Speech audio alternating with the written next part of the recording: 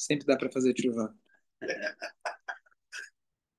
O, a gente tinha comentado antes que a esposa do Yeravam tinha ido visitar o profeta Ahia Shiloni, porque o filho tinha ficado doente. Quem era esse filho? Era um filho adulto, se chamava Avia. E esse era o Avia, obrigado, Isaac, a ele que ele seguia geralmente os caminhos do pai, mas uma coisa ele não aceitava, que é de impedir o povo de ir até Jerusalém. Então ele tinha um mérito muito grande, e foi ele mesmo que tinha ficado doente, e o profeta Riashiloni tinha previsto e falou que ele não vai sobreviver. Então, apesar dele ter um mérito muito grande, mas ainda assim, talvez pelo Hashem ele julga o tzadik com mais severidade, então ele, se ele ficasse mais nesse mundo, ele ia acabar provavelmente sucedendo o seu pai e acabar seguindo os caminhos do pai, e o mérito dele de poder deixar para Yerushalayim seria pequeno perante o resto. Então, a gente não consegue entender os caminhos de Hashem, mas do mínimo possível que a gente consegue entender, essa é um dos comentários, pelo menos. Foi até toda vestida boa, boa. Camponesa, mas no boa. final o profeta já sabia que era ela. Sabia que era ela, isso, lembrou? Aqui na interrupção a gente já lembrou. Então é pequeno, é só ele, né? É ele, esse filho, adulto já. E aí, apesar de tudo, Yeravam, apesar de todos os sinais, ainda assim ele reinou o povo por 22 anos. E Hashem deu para ele esse mérito. Ele tinha, enquanto jovem, ele era um grande estudioso da Torá, seguia a Torá, mas ele acabou depois saindo do caminho, infelizmente. É interessante que quando a gente fala de um ícone, de alguém que era pecador, a gente fala sempre do Yeravá. Inclusive aparece no Pirkei Avot. Se a gente seguir a história, os reis que vieram depois não eram muito melhores. Tiveram alguns até que talvez foram piores, por mais difícil que seja de acreditar nisso. Mas, uma vez que ele foi pioneiro nisso, de pegar o povo de Israel, fazer um templo oficial, que ele ia substituir Jerusalém, teoricamente, e ele incentivou o povo a fazer idolatria, então, quem é o primeiro, ele tem ou mais mérito ou o contrário. Ser o pioneiro pode ser bom ou o contrário. Então, ele recebe então esse título, ele se torna uma referência negativa nesse aspecto. E aí, depois que ele falece, ele tem um filho chamado, já tinha um filho, mas o filho dele chamado Nadav, que a gente não leu a respeito dele ainda, vamos ler depois, ele vai ser o sucessor do trono de Yeravam. E aqui a gente interrompe a história de Yeravam e a gente passa agora para a história, o que vem acontecendo no reino paralelo, no reino de Yehudá, com o filho de Shlomo, Rehavam. Então vamos retomar. Esse Rehavam, ele, depois que o Shlomo Melech faleceu, o povo veio para ele pedindo para ele abaixar os impostos. Os conselheiros mais idosos e sábios falaram para ele escutar o povo. Os mais jovens falaram: não, você tem que mostrar braço firme, mão forte. E aí então ele escuta os mais jovens. Obviamente não deu certo, tem que escutar a voz da experiência. Então foi aí que os reinos se separaram e 10 tribos abandonaram ele. Ele ficou com 2 tribos e a maioria dos Koanim e Leviim depois voltaram e se anexaram também a essas 2 tribos. Então por isso que hoje somos descendentes de uma dessas 3 tribos, que é Benjamim, Yehudá, Yehudá, Benjamim e Levi. Obrigado. Então, o que estava acontecendo no reino dele? Então, ele não aconteceu, a princípio, tudo aquilo que aconteceu com o outro, de achar um substituto para Hashem, para o Beit HaMikdash, fazer Shalom, etc. Mas, nos primeiros 3 anos, ele foi completamente leal às leis da Torá. No 4º ano, as pessoas começaram aos poucos se afastar do caminho da Torá. Por quê? Lembra que a idolatria era um grande atrativo. Além do mais, quando você tem concorrência, às vezes é bom, às vezes é ruim. Eles ficavam sempre de olho no reinado lá do lado.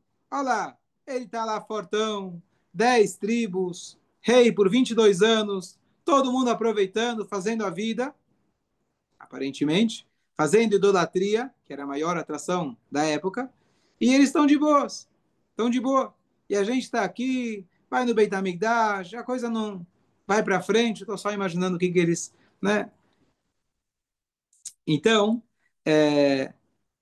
o O Rehavam, inclusive, ele era filho de Shlomo, com uma esposa que a origem dela era amonita. Ou seja, ela se converteu, como todas as esposas de Shlomo, mas ainda se lembrava e tinha, na verdade, mais importante ainda, ele tinha primos. Esse Rehavam tinha primos que não eram judeus. E o que faziam esses primos? Vinham lá, quando eles iam na casa da avó, todo mundo junto. Então, eles viam lá os primos fazendo o que não era o caminho da Torá. Isso acabou influenciando também o próprio Rehavam. Então, o povo começou então a Torá. O Tanakh conta para a gente nas seguintes palavras: Yehudá fez o mal aos olhos de Hashem, Yehudá, quer dizer, a tribo de Yehudá, o reinado de Yehudá. Eles construíram Bamot, que são altares particulares, que era proibido. Eles fizeram grandes pedras para adoração, Asherot, que eram árvores de idolatria, em todas as colinas e sob cada árvore fresca. Quer dizer, não dá para saber se é literal ou não essas palavras, mas eles literalmente infestaram a terra de Israel, o período onde eles moravam, com a idolatria. Com certeza tinham tzadikim entre eles, mas a Torá está julgando eles com severidade. E aí, isso na verdade foi uma concretização, talvez agora, em primeira vez que isso concretiza, a profecia de Moshe já na Torá, que ele falava Venoshantem Baaretz, que ele já previa na Torá, falando que o povo, depois de anos na terra, vai ser influenciado pela idolatria dos povos que estão ao seu redor, e isso aconteceu agora. Você vê que nos dois reinados acabou acontecendo que o povo acabou fazendo a idolatria. Agora, Fala. tem alguma explicação de alguma possível relação de ser a partir do quarto ano com o quarto dia da criação, que foram feitos os ministros e tudo mais, que é onde tem, Sol, lua, que tem uma etc. relação com idolatria? Possivelmente, mas não sei te afirmar. Pode ser. E Hashem, então, para essa parte do povo, reino de Yehudá, Hashem, então, decidiu mandar uma forma de lembrar o povo para fazer chuva. Qual é a forma que, infelizmente, funciona? Quando os inimigos atacam o povo de Israel. Assim aconteceu durante todas as épocas dos Shoftim, dos juízes, e cada vez que o povo pecava, fazia idolatria, então os inimigos atacavam. E dessa vez quem atacou era um rei egípcio chamado Shishak, tataravô do Nasser, talvez. E ele também tem um apelido chamado Paró Necho. Paró era o nome genérico para os reis do Egito, e esse era o apelido dele, Paró Necho. E ele, então, conseguiu invadir a Yehudá, mas imediatamente serviu essa ameaça para o povo começar a fazer chuvá. Então você vê que Yehudá, estando em Jerusalém, perto do Beit HaMikdash, também erraram, mas foram mais rápidos em perceber o erro deles e começaram a fazer chuvá. Então eles decretaram jejum, começaram a fazer chuvá e etc. Então Hashem falou, Hashem inclusive mandou para eles, que era costume, que era comum na época, mandar um navi. Hashem mandou um navi chamado, um profeta chamado Shmaia. Ele foi lá, que navio, o papel dele é incentivar o povo a fazer chuvá especial. Hashem também tinha mandado um navio lá para o Yeravá, só que lá ninguém deu ouvidos. Aqui deram ouvidos a ele. E Hashem, então, falou que esse reino, ele poderia até dominar o povo, mas ele não iria destruir Jerusalém. E o que de fato esse rei fez, ele, na verdade, saqueou Jerusalém, tirou ouro, prata, etc., tudo que eles tinham. Então, eles se viram, de alguma maneira, sob o domínio desse Paró Necho, mas ele não destruiu Jerusalém. Quer dizer, eles conseguiram interromper o processo com a chuva deles que eles fizeram naquele momento. E aqui tem um detalhe curioso de que aquilo que ele roubou dos Yehudim originalmente veio do Egito. Porque os despojos que os Yehudim tiraram, os tesouros que eles tiraram do Egito, levaram para Eretz Israel.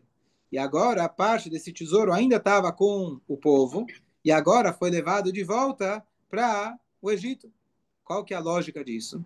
Hashem só deixou o povo levar, porque eles estavam indo receber a Torá, eles estavam indo para Eretz Israel, para o Beit HaMikdash. Na hora que o povo deixa de ser merecedor, então tá bom. Então eu vou devolver o tesouro para os egípcios. E assim aconteceu. Tinha mais um detalhe interessante, que havia um escudo de ouro especial que o Shlomo HaMelech ele tinha. Ele foi levado por esse rei, mas o rei Rehavam, que ficou, ele mandou produzir novos escudos, né? Hoje é míssil que se fala, bombas, etc. Ele precisava produzir novos escudos, só que ele produziu de cobre. Por quê? Talvez foi o que ele conseguiu pegar dos fios elétricos lá da cidade que sobrou, ou mas tinha uma mensagem mais importante ainda. Ele fez os escudos de cobre para lembrar sempre o ocorrido. O ouro que eles tinham, Beit HaMikdash, etc., talvez eles não souberam apreciar e cuidar e zelar por ele. Então ele fez agora com uma memória para ele lembrar: eu não sou tão bom assim. Eu tenho que ter um pouco mais de humildade e lembrar quem eu sou. Então ele fez questão de fazer aquilo de cobre para que ficasse um sinal quando eles fossem lutar contra os inimigos, de saber que não é ouro, não é a prata, não é matéria que nos protege, e sim a Kadosh Baruch Hu. Então é importante a pessoa sempre ter um lembrete. E David HaMelech ele fala em relação à relação dele com Batsheva, Vechatati negdi tamid, meu pecado esteve sempre perante mim. Até o final da vida dele, ele sempre lembrava disso. O Alter Rebbe explica no Tânia uma coisa importante, que é o seguinte: não é que todo dia ele ficava lembrando do pecado, senão você vai ficar triste. Eu já fiz tshuva, Deus já me perdoou. Inclusive, termino Yom Kippur, eu tenho que estar com a convicção absoluta que Hashem me perdoou. Então, como que ele tinha sempre o pecado? Ele fala que o pecado ficava negdi, como se fosse estar no canto da sala. Para quê? Se algum dia eu passar perto de alguma tentação, não só tentação parecida com ela, mas se algum dia eu começar a sentir orgulho, ó, jejuei 200 dias, eu acabei com o Yetzirará, agora, ó, já estamos bem, estou tranquilo. Então, ele tinha lá o pecadinho no canto da sala que ele olhava, não é para tanto. Lembra bem de onde você veio, lembra o que aconteceu com você, porque você não pode começar agora voltar e achar que você pode tudo. Então, para essa questão de humildade, serve a gente lembrar dos nossos erros. Os nossos erros não estão aqui para todo dia se lembrar do erro, ficar triste por eles, senão você não consegue seguir adiante. Mas ele serve para você aprender, ó, toda vez que eu passar numa situação parecida, é bom eu olhar para aquilo que aconteceu para eu não chegar e errar de novo. Escolha. Boa noite, boa noite.